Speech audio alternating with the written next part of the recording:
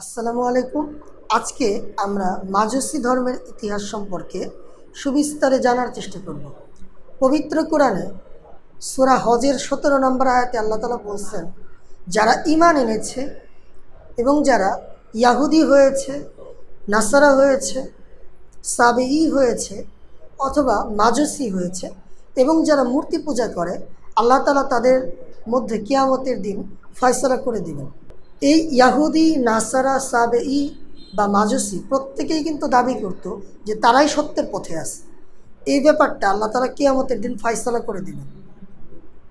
মাজুসি কারা এ সম্পর্কে যদি আমরা জানতে চাই, তাহলে আমাদেরকে প্রাচীন ইতিহাস ঘাঁটতে হবে। খ্রিস্টপূর্ব 628 অব্দে পার্সিয়ান সাম্রাজ্যের আজারবাইজান প্রদেশে একটা শিশু জন্মগ্রহণ করে, যাকে পরবর্তীতে ডাকা হতো জরাথুস্ট নামে। জরাথুস্ট শব্দের অর্থ বৃদ্ধ উটওয়ালা। হয়তো তিনি পরিণত বয়সে সবসময় চলাফেরার জন্য একটি উট রাখতেন, অথবা এটাও হতে পারে যে জরাথুস্ট নামটা ছিল তার উপাধি, অথবা পার্সিয়ানরা জরাথুস্ট নামের অর্থ করে এভাবে যে জরাথুস্ট শব্দের অর্থ সোনালী তারকা। যেহেতু জরাথুস্ট একটা নতুন ধর্মের প্রবর্তন করেছিল এবং তাদেরকে সত্যের পথ দেখাইছিল তাদের ভাষ্যের মতো, এই জন্য তারা তাদের নবীকে ডাকে জরাথুস্ট নামে বা সোনালী তারকা নামে। জরাথুস্টর বয়স যখন 20 বছর, তখন একটা অ্যাক্সিডেন্টে তার মা, বাবা এবং স্ত্রী মারা যায়। তো এরপর জরাথুস্ট নগরের বাইরে ধ্যানে চলে যায়। দীর্ঘদিন ধ্যান করার পর জরাথুস্ট ধর্মের মতে এই জরাথুস্টের পর আসমানি ওহী নাজিল হয় এবং জরাথুস্টর ওপর একটা কিতাব নাজিল হয়, যেটাকে তারা বলে জেন্দা বেস্তা। জেন্দা বেস্তার যদি আমরা একটু ভাগ করি, তাহলে এখান থেকে পাবো জেন্দা এবং আবেস্তা। আবেস্তা মানে মূল গ্রন্থ, জেন্দা মানে তার ভাষ্য বা তাফসির। অর্থাৎ জেন্দা বেস্তা বলা হয় আবেস্তা গ্রন্থের ভাষ্যকে বা তাফসিরকে। তো এই জেন্দা বেস্তা নিয়ে জরাথুস্ট নগরে ফিরে আসেন এবং মানুষজনকে নতুন ধর্মের দিকে দাওয়াত দেন। তৎকালীন পারস্যের মিডিয়া সাম্রাজ্যের শাসন চলছিল এবং এই পার্সিয়ানরা বহু দেবতায় বিশ্বাস করত, একাধিক দেবতার পূজা করত এবং তাদের মধ্যে নৈতিকতার পদস্খলন ঘটেছিল। নৈতিকতা তাদের মধ্যে ছিলই না। তো যখন জরাথুস্ট একটা নতুন ধর্ম নিয়ে আসলেন, সেখানে ব্যক্তিগত শিক্ষা, পারিবারিক শিক্ষা, সামাজিক শিক্ষা, আধ্যাত্মিক শিক্ষায় পরিপূর্ণ ছিল। স্বভাবতই মানুষজন নতুন ধর্মটাকে গ্রহণ করা শুরু করল। একটা পর্যায়ে এই নতুন ধর্মটা মিডিয়া সাম্রাজ্যে রাষ্ট্রধর্মে পরিণত হয়।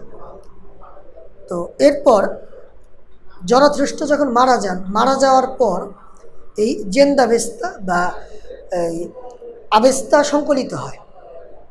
তো জরাথুস্ট মারা যাওয়ার পর তার ধর্মে অনেক পরিবর্তন ঘটে বা বিকৃতি ঘটে। জরাথুস্ট কিন্তু মানুষকে এক আল্লাহর দিকে ডাকতেন। তো তিনি সর্বশক্তিমান ঈশ্বরকে বলতেন আহুর মাজদা। আহুর মাজদা শব্দের অর্থ জ্ঞানী প্রভু, প্রজ্ঞাবান প্রভু। অর্থাৎ আমরা সর্বশক্তিমান ঈশ্বরকে বলি আল্লাহ। তো আর জরাথুস্ট বা মাজুসিরা বলতো আহুর মাজদা। কিন্তু তথাপি কিন্তু সেটা একত্ববাদ ধর্মই ছিল। কিন্তু জরাথুস্ট যখন মারা যায়, তো সেখানে মানুষজন তখন চিন্তা করে যে সর্বশক্তিমান ঈশ্বর আহুর মাজদা তো সবসময় ভালো কাজ করে, তাহলে এই যে পৃথিবীতে খারাপ কাজ ঘটে, চুরি হয়, ছিনতাই হয়, তো এগুলা কেন ঘটে? তখন তাদের ধারণা হয় যে তাহলে তো একজন অন্ধকারের দেবতাও আছে। তখন তারা একটা কাল্পনিক অন্ধকার দেবতার নাম দেয় আহিরমান। অর্থাৎ ধর্মটা বিকৃত হয়ে যায়। আলোর দেবতা হয় আহুর মাজদা এবং অন্ধকারের দেবতা হয় আহিরমান। তারা ধারণা করে এই আহিরমান এবং আহুর মাজদার পারস্পরিক ক্রিয়ায় পুরো পৃথিবী বা বিশ্বব্রহ্মাণ্ড পরিচালিত হচ্ছে। তো জরাথুস্ট মারা যাওয়ার পর এই জরাথুস্টর অনুসারীরা অগ্নি পূজা শুরু করে। মূলত তারা একটা ঘরের মাঝখানে আগুন জ্বেলে, তো তার চারপাশে বসে আহুর মাজদার উপাসনা করত। তো এভাবেই আস্তে আস্তে ধর্মটা অনেক বিকৃত হয়ে যায়। একসময় মিডিয়া সাম্রাজ্যের পতন ঘটে, তারপরে উত্থান ঘটে পার্থিয়ান সাম্রাজ্যের। পার্থিয়ানরাও কিন্তু জরাথ্রুষ্ট্র মাজুসি ধর্মটাকে রাষ্ট্রধর্ম হিসেবে রাখছিলেন। তো এরপর প্রথম খসরুর হাতে সাসানি সাম্রাজ্যের উত্থান ঘটে এবং পার্সিয়ান সাম্রাজ্যের বিলুপ্তি ঘটে 224 খ্রিস্টাব্দে। তো এই সাসানিরা ছিল অত্যন্ত গোড়াপন্থী। তারা কিন্তু এক রাষ্ট্রে মাজুসি ধর্ম ছাড়া অন্য কোনো ধর্মকে স্থানই দিত না। এবং তৎকালীন সময়ে এই যারা মাগুস ছিল, মাগুস অর্থ হলো এই মাজুসি শব্দের আরামাইক রূপ। তো মাজুসি মূলত মাগুস শব্দ থেকে আসছে। মাগুস বলা হয় এই জরাথ্রুষ্ট্র ধর্মের যে ধর্মীয় নেতাদের। তো এই মাগুসদের কিন্তু ব্যাপক প্রভাব প্রতিপত্তি বেড়ে যায়। তো সাসানিদের আমলে এই মাগুসরা রাষ্ট্রের বড় বড় সামরিক এবং বেসামরিক পদে স্থান পাইতে থাকে। একটা পর্যায়ে এরকম হয় যে পার্সিয়ান সাম্রাজ্যে এই জরাথ্রুষ্ট্র ধর্ম বা মাজুসি ধর্ম ছাড়া অন্য কোনো ধর্ম অ্যালাউ করা হতো না। তো কেউ যদি অন্য ধর্ম পালন করতে চাইতো তাকে দেশান্তরী করা হতো বা বিভিন্ন শাস্তি দেওয়া হতো। তো এরপর 570 খ্রিস্টাব্দে মোহাম্মদ সাল্লাল্লাহু আলাইহি ওয়াসাল্লাম জন্মগ্রহণ করেন। এরপর 600 খ্রিস্টাব্দের পরে ইসলামের উত্থান ঘটে। ইসলামের উত্থান ঘটার পরে পার্সিয়ানদের সাথে কিন্তু ইসলামিক যে স্টেটের তার কিন্তু একটা কনফ্লিক্ট হয়। তো এইটা ঘটে 633 খ্রিস্টাব্দে। তো এই যুদ্ধের নাম ছিল ব্যাটেল অফ সালাসিল। সালাসিল শব্দের অর্থ চেইন বা শিকল। মূলত এই যুদ্ধে মুসলিমদের সেনাপতি ছিল খালিদ বিন ওয়ালিদ, আর পার্সিয়ানদের সেনাপতি ছিল রুস্তম। রুস্তম যেটা করছিল, এই যুদ্ধে যত সেনাবাহিনী অংশগ্রহণ করছিল সবার একজনের পায়ের সাথে আরেকজনের পা শিকলের সাথে বেঁধে দিয়েছিল, কারণ কেউ যেন যুদ্ধে থেকে পালাইতে না পারে। তার মানে এসপার বা ওসপার, হয় যুদ্ধে হারবো বা যুদ্ধে জিতবো। কিন্তু খালিদ বিন ওয়ালিদকে বলা হয়তো আল্লাহর তরবারি। তো ওই যুদ্ধে কিন্তু ইসলামিক সেনাবাহিনী তারা জয় লাভ করে এবং রুস্তমের যে সেনাবাহিনী তারা হেরে যায়।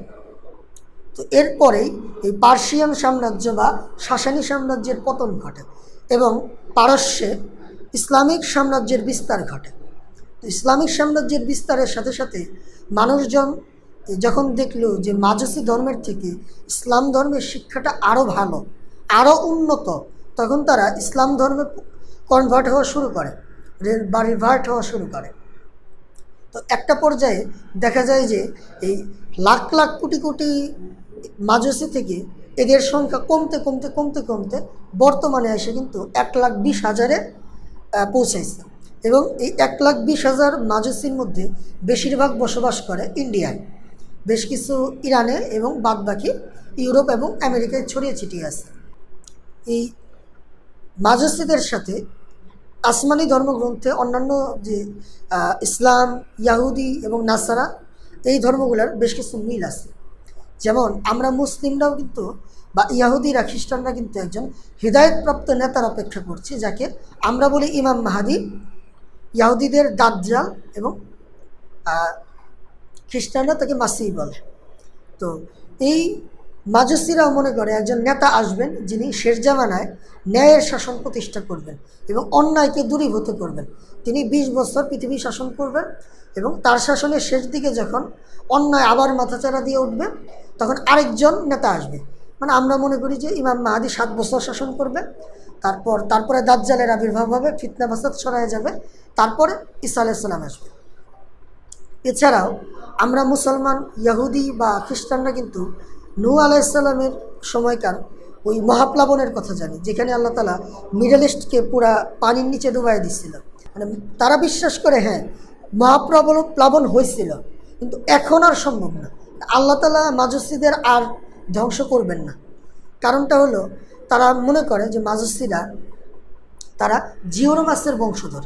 মানে জিওরমাস বলতে তারা আদম আলাইহিস সালামকে বোঝায় বা প্রথম মানুষকে বোঝায়। তো এভাবে মাজুসি ধর্মের সাথে কিন্তু আসমানি ধর্মের ব্যাপক মিল, অর্থাৎ বোঝাই যায় যে মাজুসি ধর্মের যে প্রধান নবী ছিল জরাথ্রুষ্ট্র, সে আসলেই নবী ছিল কিনা এটা কিন্তু আমরা জানি না, কারণ আল্লাহ তাআলা আমাদের কোরআনে ঠিক তো যতটুকু জানাইছেন আমরা ততটুকুই বলতে পারি, এর থেকে বেশি আমরা বলতে পারবো না। কিন্তু এই ধর্মটা যে একত্ববাদের উপরে ছিল এটা নিশ্চিত। এটা ইমাম শাহরাস্তানি আজ থেকে প্রায় 900 বছর আগে তার কিতাবে লিখে গেছে। মেবি ওই কিতাবটার নাম ছিল আর মিনাল আর নিহাল। তো এই মাজুসি ধর্মটা কিন্তু এখন প্রায় বিলুপ্ত হয়ে গেছে, কিন্তু এটা কোরআনে আল্লাহ তাআলা উল্লেখ করছে আমাদের শিক্ষা নেওয়ার জন্য। আমরা যেন এই মাজুসি ধর্মের যে লোকেরা তারা যে ভুলগুলা করছে ওই ভুলগুলা থেকে তারা যেভাবে বিচ্যুত হয়ে গেছে সত্যের পথ থেকে আমরা যেন না হই, আমরা যেন সিরাতে মুস্তাকিম বা সরল পথে থাকতে পারি, এটাই আমাদের আজকের আলোচনা থেকে শিক্ষা নেওয়া উচিত। তো আশা করি পরবর্তীতে অন্য কোনো ক্লাসে আলোচনা হবে। আজকে এই পর্যন্তই। ভালো থাকবেন সবাই। আল্লাহ হাফিজ।